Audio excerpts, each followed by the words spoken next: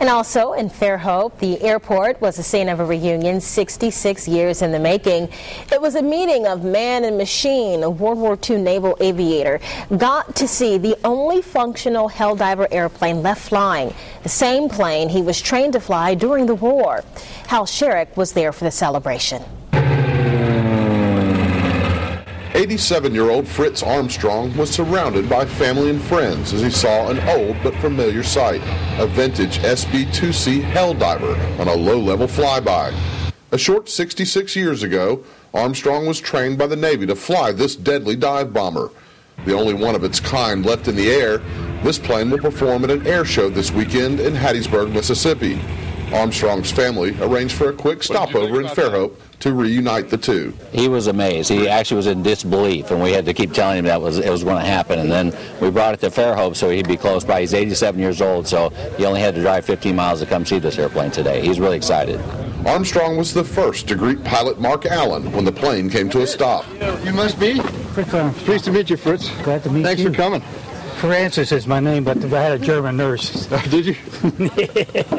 It didn't take long to convince Armstrong to climb aboard the Beast, as they're called.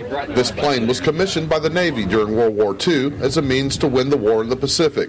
By all accounts, it did just that. This particular type, the SB-2C Helldiver, flew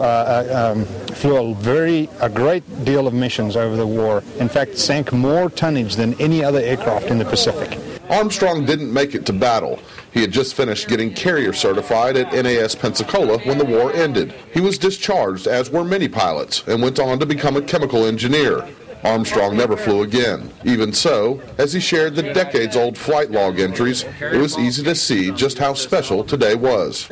I had to talk to my agent and cuss him out for getting everybody out here. You know, it was fine.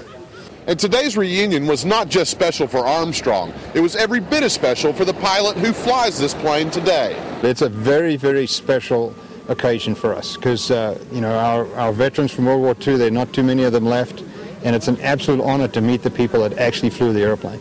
For Armstrong's family, today was a day that memories and stories near forgotten came back to life, if only for one short hour. Reporting from Fairhope, Hal Sherrick, Fox 10 News. Armstrong is one of only two Helldiver pilots known to still be alive. The other lives in Arizona. Now, the Helldiver is one of the heaviest, most powerful single-engine aircraft during World War II. It weighs 19,000 pounds and has a 1,900 horsepower engine.